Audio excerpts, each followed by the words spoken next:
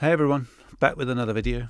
This one's a bit different because it's showing my process of mix feedback. So people send me tracks and I analyze them, tell them what I think is good or bad, what can be corrected, how to get it in as good a shape as possible for mastering.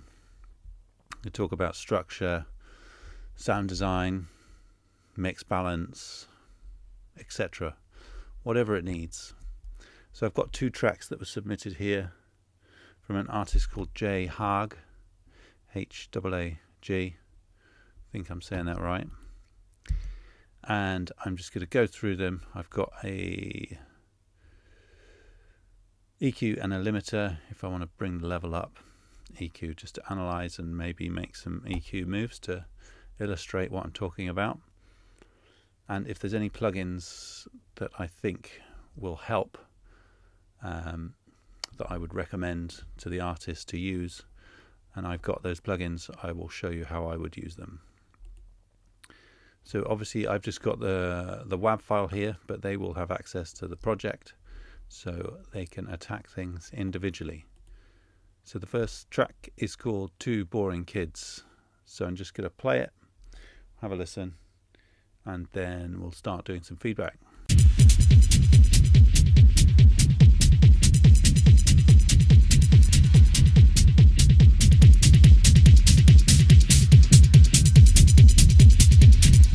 So I've noticed on the file name it says Premaster PV, which I'm guessing it's been run through a desk maybe, or reamped, where you record your music through the mic, because the mix does sound a bit rough, let's say, which is a vibe. Like it has a nice sound to it, but it can be problematic, usually in the harsh areas.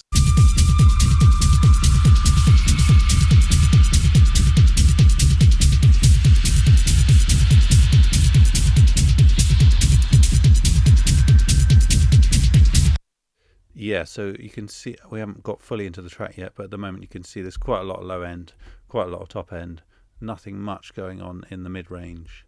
Also there's some big wide stereo stuff. So on the analyzer, if you haven't watched my other videos, I'll quickly explain it. If you have, sorry, you're going to have to listen again. So the blue represents the width, everything that's out of phase, and the white represents the center of the image, so the mono. And the reason that's important is if your track gets played on a mono system, you won't hear any of the out of phase stuff, so any of the blue. And I've got my monitoring set up so I can show you that.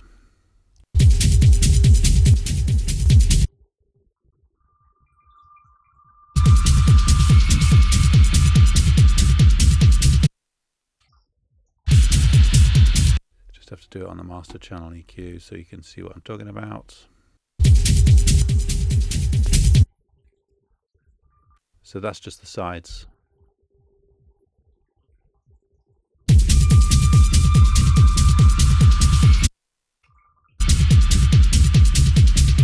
It's not too bad. Like, I feel it's a problem when the blue is overtaking the white, and in this case it's about on the same level in that high range with the kind of melodic or tonal bit.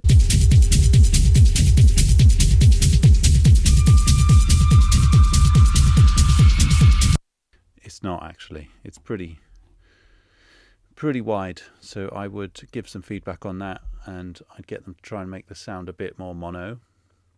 Still have some of the width, but get the center of the image brought up, which you can do with a mid-side plug-in or a mid-side EQ.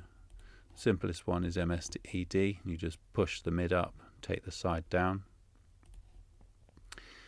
But my primary concern is really that lack of mid-range in this track.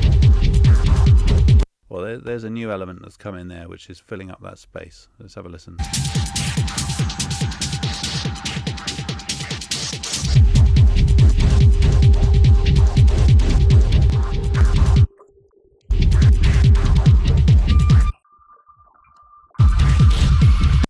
which is good, but it is very out of phase. So I'll just bring up the master EQ again so you can see what I'm talking about.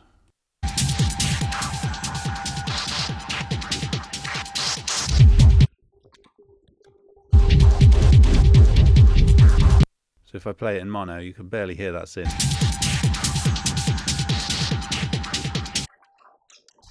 because it's all out of phase.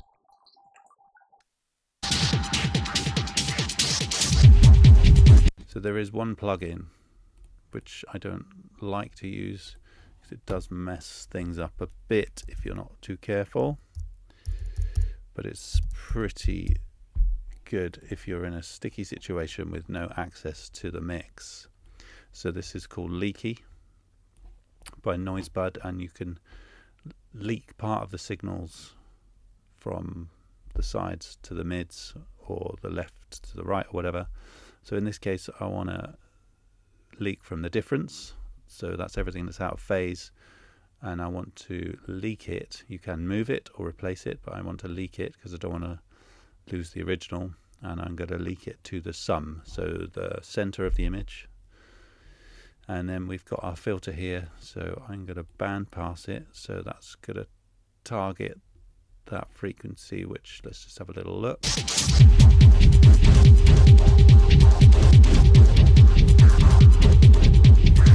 It's like around 1K. So somehow I've opened up another channel. It's the automation, ignore that. So let's go back to Leaky, set around 1K,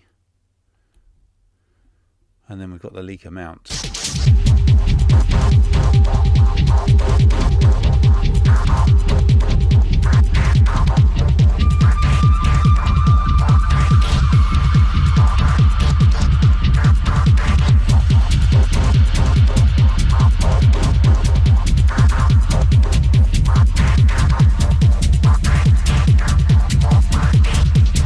And then you can play around with the delay, which kind of makes things sound a bit more, a bit less wonky, if you like.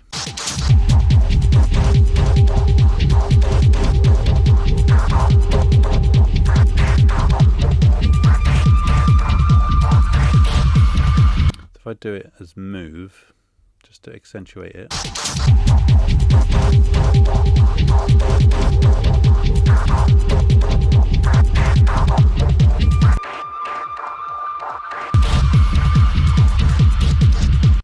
And then we can bypass the effect, and you see the blue going up.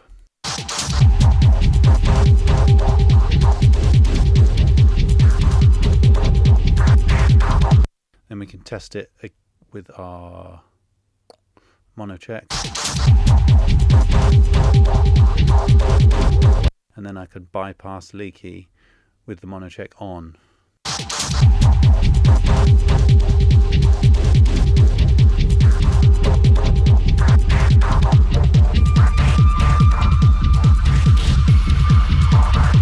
So it's not ideal, but if something really needs rescuing, then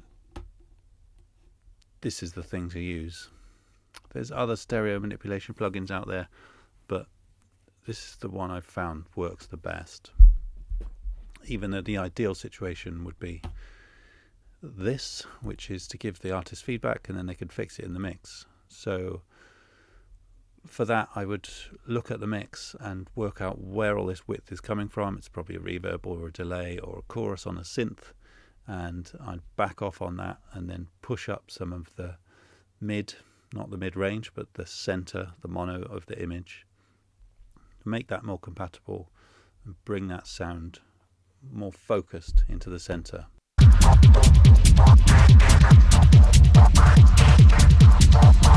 So then you can mix in how much of the leak you want.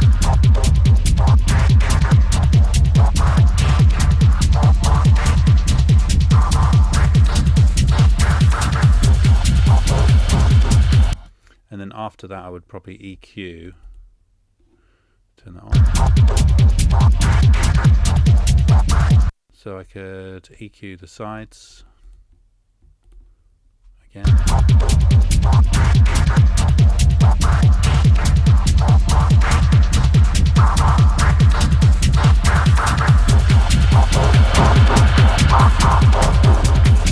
Then do the opposite with the mid, the center of the image.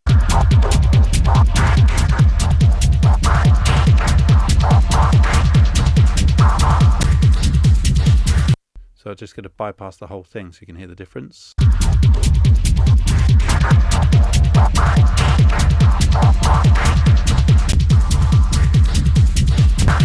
And then if I put it in mono,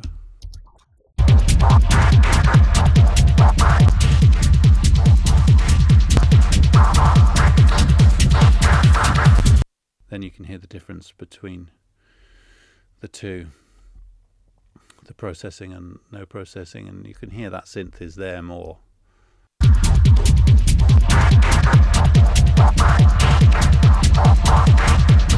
So that's a bit of a rescue job, but obviously as this is a feedback job, I would advise them on what to do, and then hopefully the pre-master would come back sounding a bit more coherent in terms of stereo image. Right, so let's move on.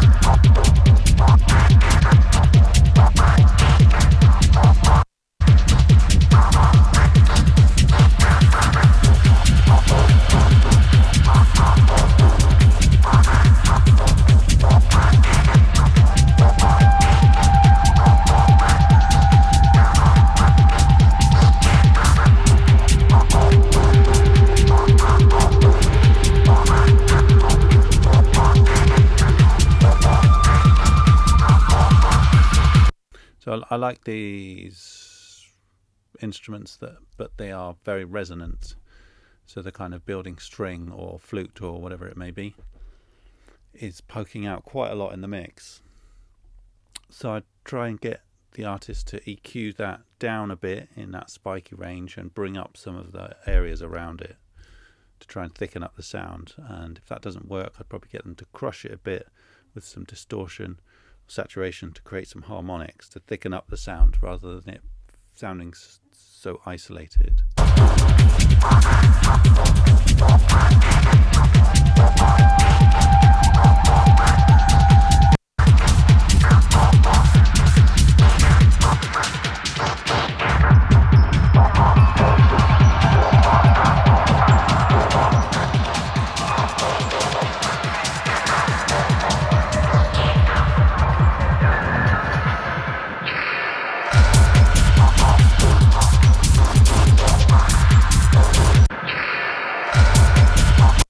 I'd probably get them to look at that drop there as well, because it's not that clean when it drops back in.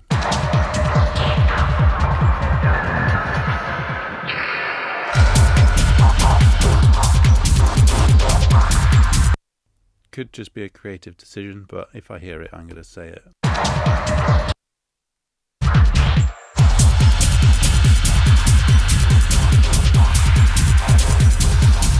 I think the high end of this track sounds especially sharp when the mid-range is gone. So I might mention that, I might not. I mean, it's something that any decent mastering engineer should be able to take care of fairly easily. But it's always best to fix things in the mix. So yeah, I'd probably mention that.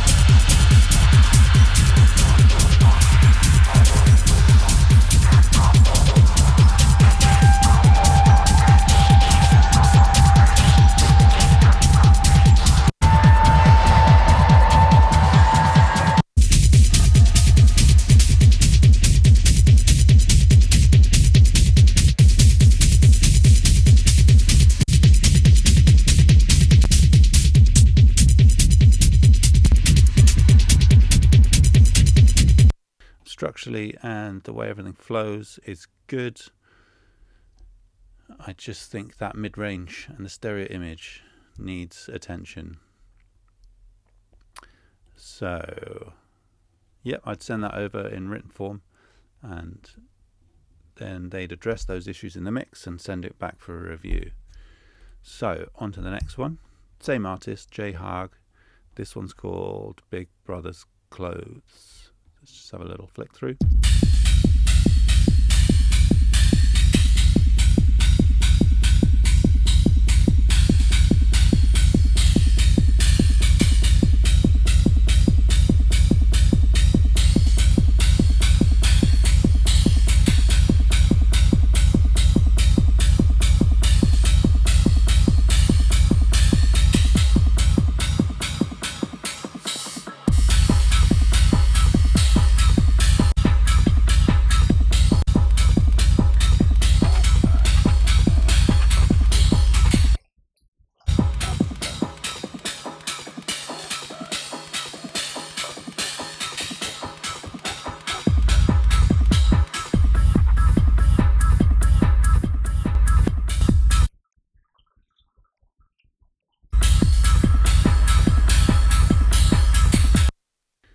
Okay, so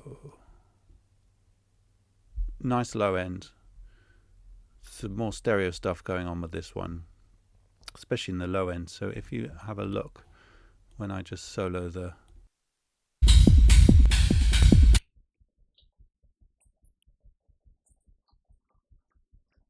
you've got all this action going on down here in the sub frequency, and even in my studio, which goes down to 25 hertz, I can't really hear it.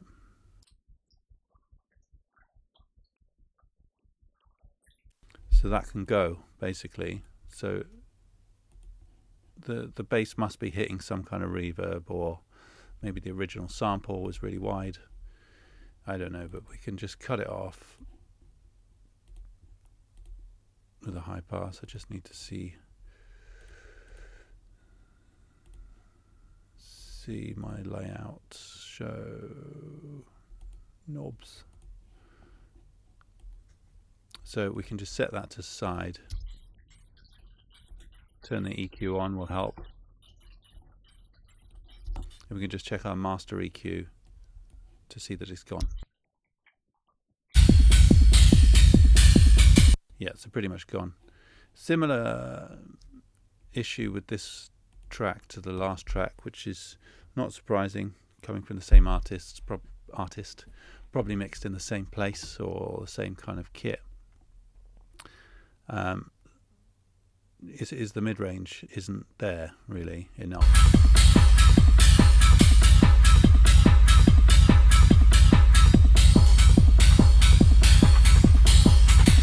So we've got quite a lot going on in the highs, quite a lot in the lows, but the mid-range is a bit bare.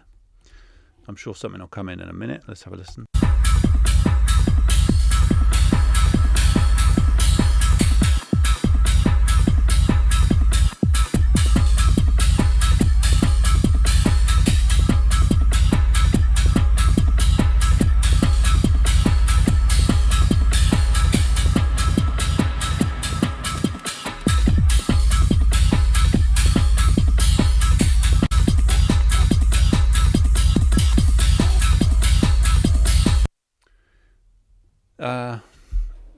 Kind of, there's a snare in there which is kind of hooky, but that needs to come up in the mix.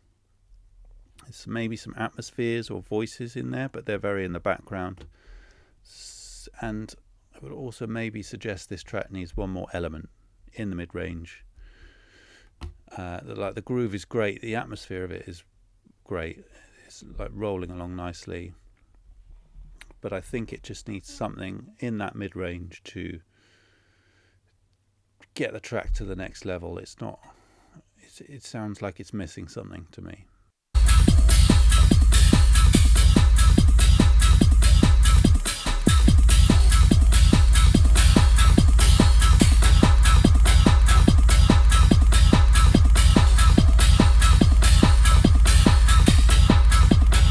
See, I'm pushing the mid-range about nearly 6 decibels there, and it's not too much, so that to me suggests there's not enough going on in there.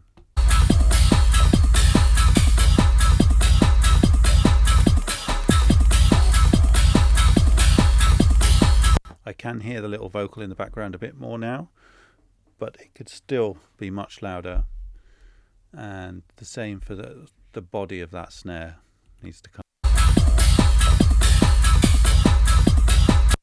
Slight concern is the hi-hat, which you can hear more at the beginning. There's an offbeat hi-hat which sounds too offbeat.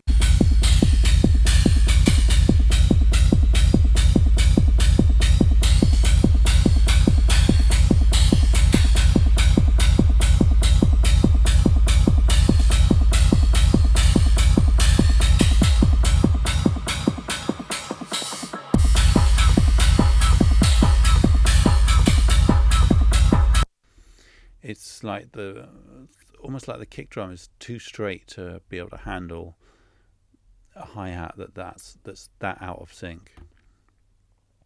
I don't know, maybe it's a personal thing. It's not ruining the track for me, but I'm just not sold on that really laid back hi-hat.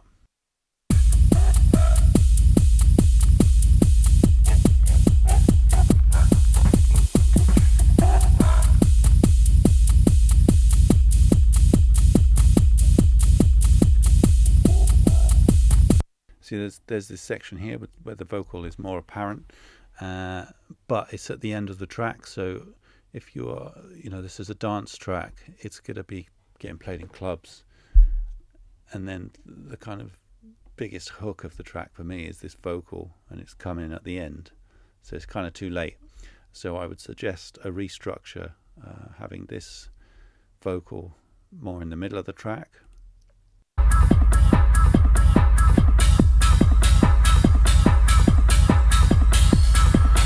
And like that might be enough to carry it. You might not need another element.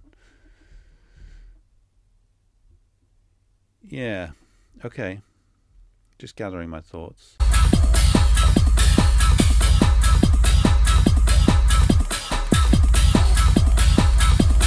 I mean, I think the same vocal is there, but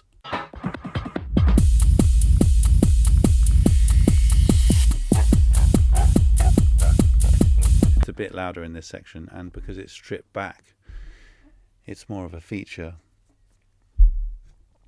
So yeah, on both of the tracks there's some stereo work to do, make it a bit more mono-compatible, bring the mid-range out more on both tracks, possibly consider another element in this second track, Big Brother's Clothes.